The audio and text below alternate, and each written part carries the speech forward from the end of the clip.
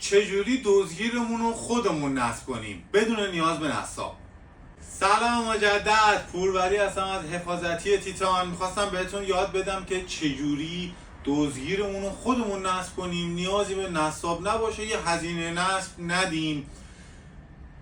همین اول کار میخواستم ازتون خواهش کنم ما رو سابسکرایب کنین، پیجمون رو حمایت کنین، برامون کامنت بذارین و لایک کنین پستایمون رو اگه دوست دارین تا من بتونم ویدیوهای بهتری رو خدمتتون ارائه بدم. ببینین، برای اینکه ما یه دزگیر رو نصب کنیم اول و تمام کارایی قرار داره برای پنل، نحوه راه اندازی پنل. تشریف بیارین جلوتر من خدمتتون میگم راجع به دزگیر اماکن.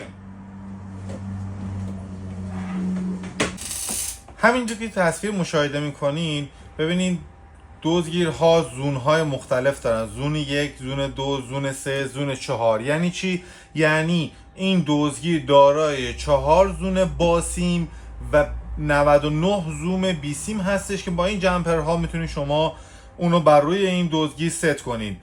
برای اینکه شما چشمی اول رو ست کنین، هر زون اینجا 2 خروجی داره.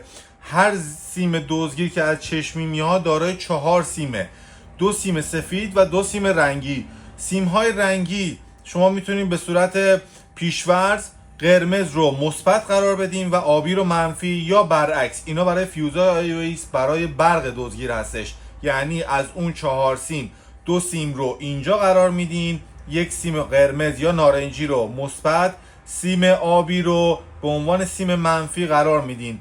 2 سیم دیگر رو برای زون 1 در این خروجی و در این خروجی قرار میدین. همینطور زونهای دیگه، یعنی زونهای دیگه تا 4 زون شما زون چراغ سیم سفید رو اینجا قرار میدین و سیم قرمز و آبی رو اینجا به عنوان برق چشمی ها و اعلام آلار و یا آلارم چشمی ها قرار میدین. خروجی های دیگه که شما اینجا مشاهده میکنین خروجی اسپیکر و خروجی سیرن. خروجی اسپیکر خروجی بلندگو که مثبت منفی نداره. شما میتونین 2 سیم سفید و 2 سیم رنگی رو، یعنی 2 سیم سفید رو به هم و 2 سیم رنگی رو به هم بتابونین و تو این خروجی ها، این 2 تا خروجی که اینجا قرار داره جاگذاری کنین. سیرن یا بلندگوی داخلی مثبت منفی داره. رنگ هایی که روی سیرن هستش رو شما رنگ قرمز رو رنگ مثبت و رنگ آبی رو رنگ منفی، رنگ آبی یا رنگ مشکی رو رنگ منفی قرار میدین و با اون سیم ها اینجا قرار میدین.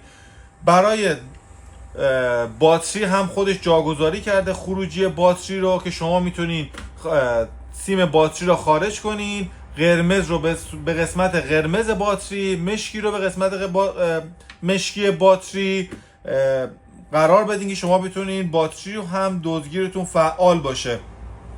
همچنین شما برق دوربین رو، برقی که از دستگاه 220 هستش رو شما میتونین برای این خروجی قرار بدین. برق از اینجا وارد دزگیر میشه و به این خروجی و برای ترانس دستگاه وارد میشه که ترانس جلوی خروجی ها و نویز دستگاه رو بگیره، نویزی که برقی که وارد دستگاه وارد میشه.